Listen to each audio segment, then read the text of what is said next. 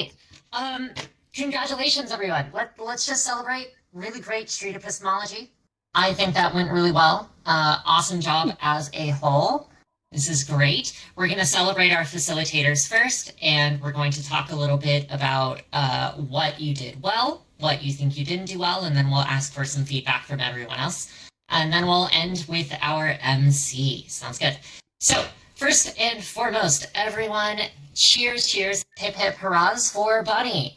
Absolutely wonderful facilitation. I think we can all agree with that. Fantastic. As many cheers. Bunny, how do you think you did? What did you do well? What do you think you can improve on? I had fun.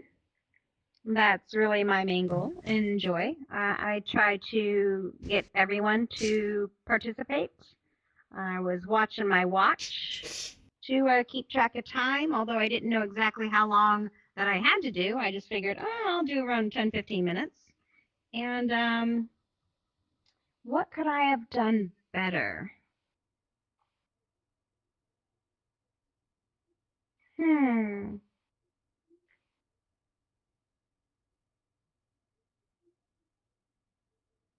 I'm not sure. I'm trying to like Okay. think of things that we, brought up during our facilitation practice and apply it here, but I don't know that all I can think about is like the buzzwords, and the buzzwords don't really apply here. Okay. Maybe we can What do ask you guys all think? classmates. What could I have done better? Yeah.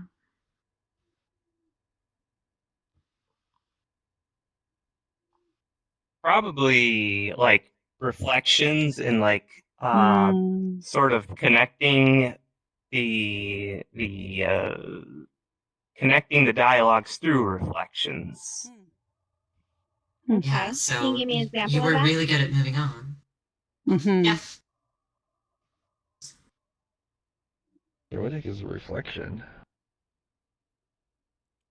Um, I can't think of an example, but it's what Lao does a lot. Mm. Like Mm. um A summary of what you think you heard from the other person. Mm-hmm. Yeah, I thought I was doing a yeah. summary. I guess I didn't do a Is that- summary well enough. I think my point of improvement for you actually might help elucidate why that feedback is a thing. Because I think Mhm. the feedback isn't so much in reflecting and move on, because I saw that you had done it.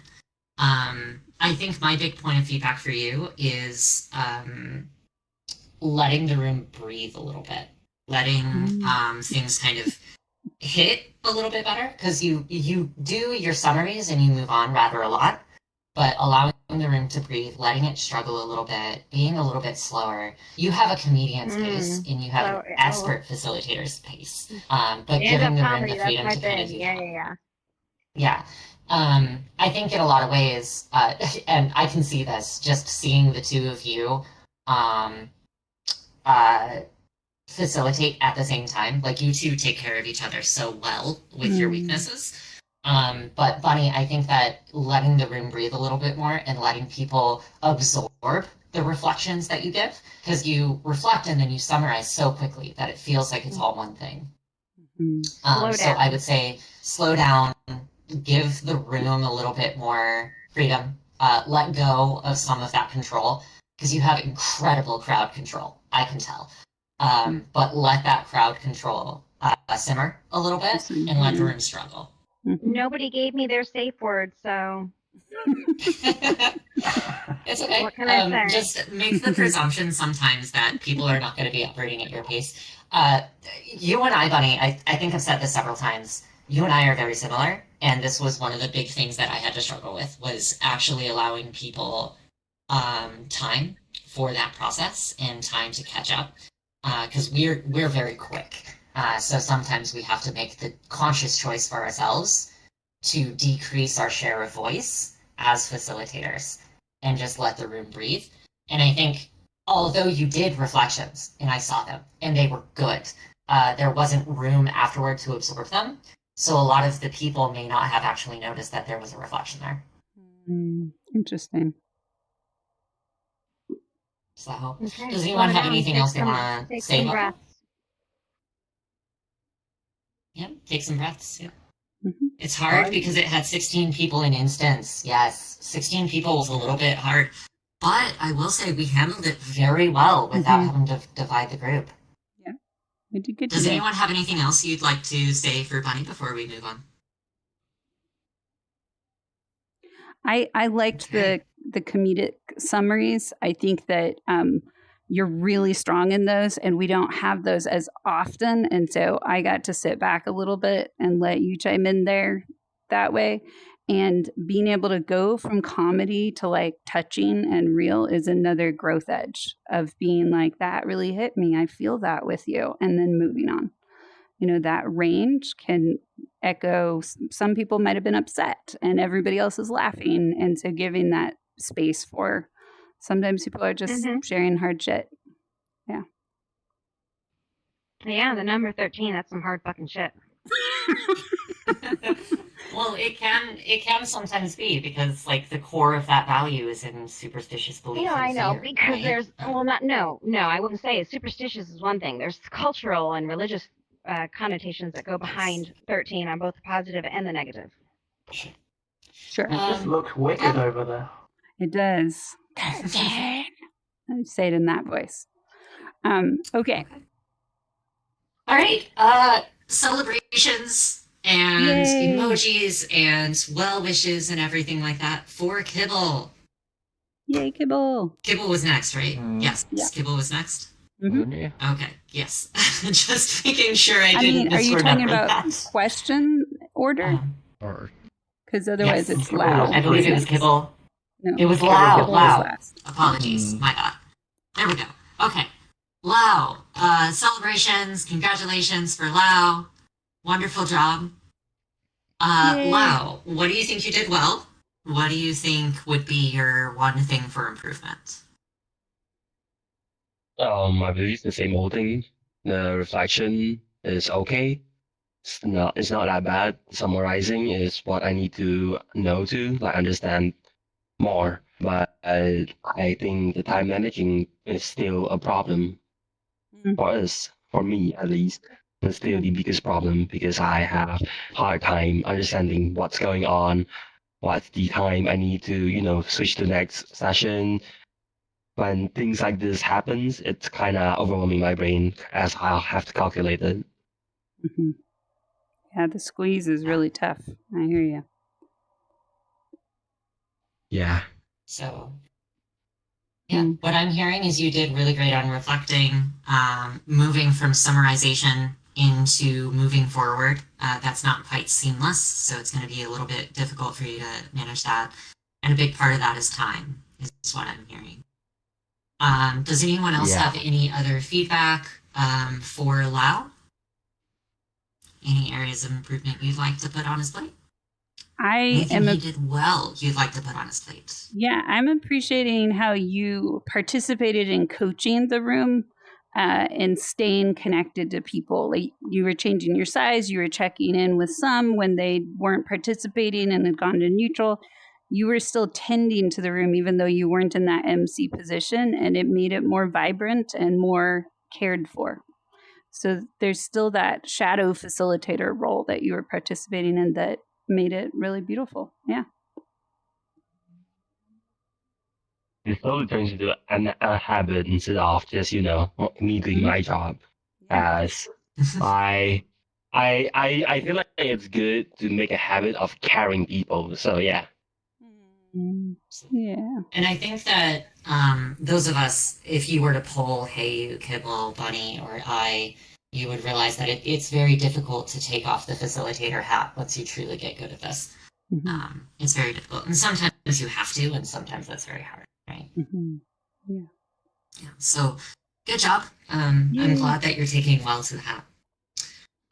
So my area, Lau, I would actually say it makes a lot of sense to me that you're struggling with time management and with getting your transitions right, because my major aspect for you is I think you were impacted a lot by Bunny's facilitation speed, going first and then second. I think in a lot of ways you tend to panic a little bit about the pace of the room. and you should spend a little bit more time going your own pace because you started going really fast. I think you started kind of tripping over yourself and you started forgetting a few things that you needed to keep aware of because you got really concerned about the Yep. time and the pace of the room and keeping the energy up. Bunny's hard to follow, but it's important to go your own way, follow your own path, and follow your own speed. It's lovely.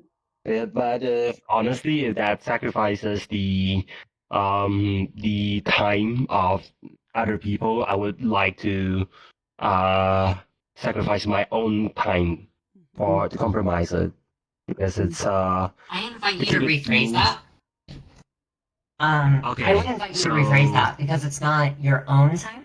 It's the time spent dwelling on the topics that you're taking part of, right? So if you think Yes, about yes. the room head is looking at specific trees, and you have to decide whether or not we're going to continue digging in or whether or not we need to see the forest again. So think instead of saying it's time for the event, think about it in terms of time to approach the topics we've not broached yet.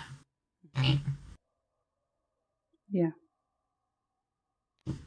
And Sorry, I I would didn't mean to How do I interrupt say that. that? I would Yeah. encourage you to try to find one moment when you're facilitating where everything just stops. And if you can create one moment, even if it's a 2-minute moment or whatever, then things can speed up and things can go different directions and you've anchored it. So you're looking for that moment and then you can pick up the pace again. But that allows people to dwell and put their roots in the ground on what you're facilitating. Does that make sense? I do not get it, if I'm going to be honest. Yeah. That's okay. Look for it. What I can say is, your fellow classmates who do this really, really well, who take time with pace and control the pace and allow the issue to kind of persist, include Kibble. So I definitely would talk to Kibble about that, but also talk to Armani. Armani's also very good at it. Mhm. Just letting the room and its patients slow down a little bit so that you can take the pace of the conversation back. Yeah. You'll get there though. That's the modification that I would say for you. That said, we do need to move on. We have one more Kibble. minute for anything else for Mhm. Lau. Yep. Okay, then let's move on. Celebrations for Kibble. Kibble. Yay! Really great job. Really wonderful. What do you think you did well, and what do you think you can improve on? I think I did well, just based on what we've been taught so far. Now, because I was thinking about how do I fit in the Jungian archetypes in there, and how do I fit in the drama triangle, and how does the three graces model fit into this, and how does the cultures and the innovation clashes, and I'm thinking about the technology affordances, the game. You're thinking about all of it. Yeah. Wow. Yeah. I don't know how any of that fits, but Okay, Lau, I thank you. think it all came together. Huh. Okay. What do you think you could have done better? I don't know. Cause we didn't have any practical tools to actually do this with. Interesting. Well, I Like, invite you to consider Hmm. what did you observe as you were thinking about all of the theories that you had in your head? What did you observe you grasped at first? Why did those theories come up in your head? Did you think they were helpful, or did you think they got in the way? Why or why not? I think they got in the way. Cause I don't really know. I don't really know why we're doing this. you don't know So why did we're you doing struggle to? Yeah. Mhm. Like, what kind So- of facilitating is this? What are one of the 4 types of facilitations? And it's like, okay, well, what is this? Is Well, this like a we workshop? know that this is this is deliberative facilitation, right? So what is the hallmark? What is the strength of deliberation? what are you, as a deliberative facilitator, supposed to bring into the room? I have no idea. So your job as an expert is to help people work through tough problems, right? So you know that what we're talking about on the surface, the number 13 isn't a wicked problem, right?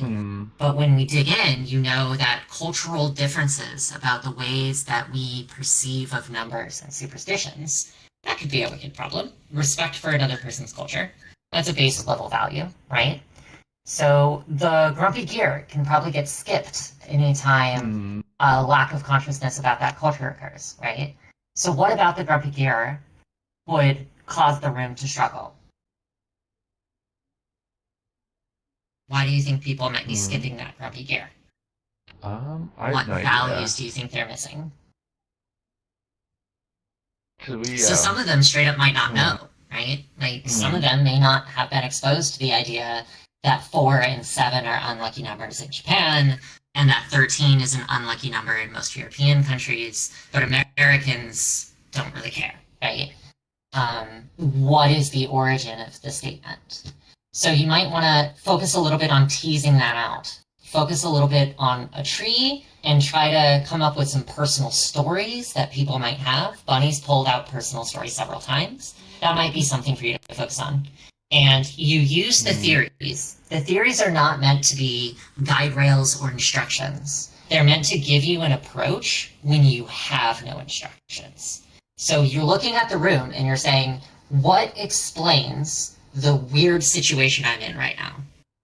Well, I think if I think about it using this theory, the room probably looks this way. So I should respond according to what the theory says. And that's how you use it.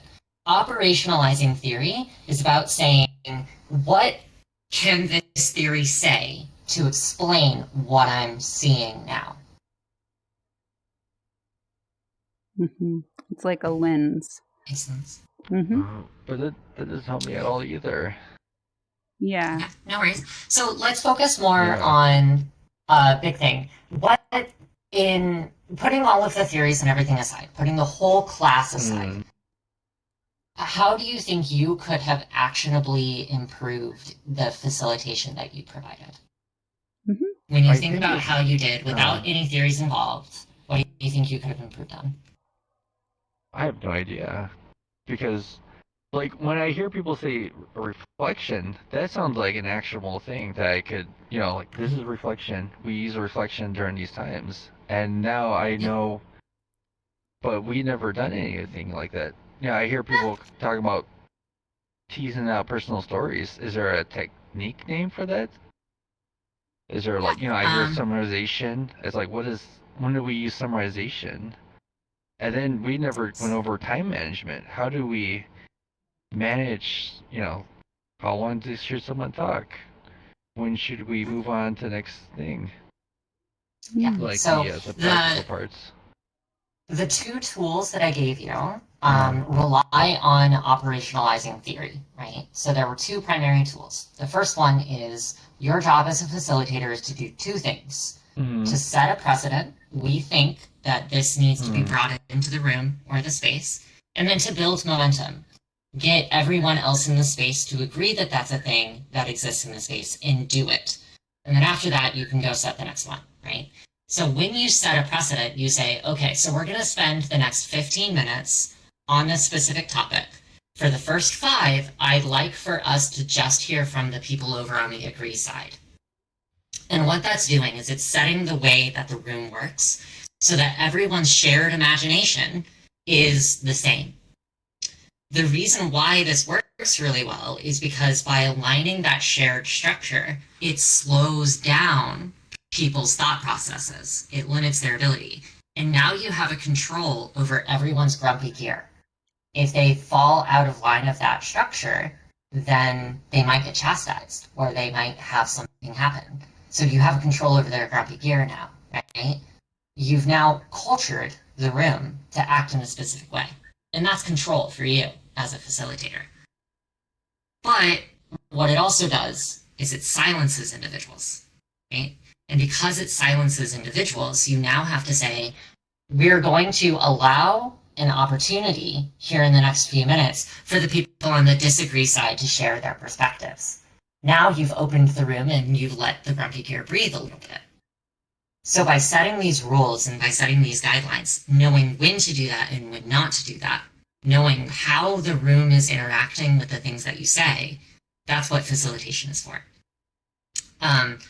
A lot of the tips and the tricks and the time management and stuff like that just comes to a boiled down 3 steps, and the theories help you decide and understand which step you're in. Mm-hmm. So the first one is to reflect, which is empathetic. What I'm hearing right now, you've been heard, your emotional continence is here, you've provided value. It's that sense of community, those 4 things that you need, right? That's what reflection is doing. Summarization is saying, okay, everyone, we need to be all on the same page now about connecting to this idea. We're in a public sphere. We need to limit the conversation. Let's talk about that specific thing now. Here we are. And then moving on is to say, okay, we're sitting with a lot of feelings and we're sitting with a lot of content and summarization. What is the next best step? What is the next step? And that's what your move on is. So you're always using these 2 tools, precedent and momentum, and then empathize, summarize, and move on. And you're using those 2 tools in order to control the room. Everything about the theory is just determining when you're in each step and what to do about it. So Does that help? no. Yeah, Because I now think- I'm thinking, Um, yeah, because I think- like I'm thinking like individual person. Do I do all of this with each person?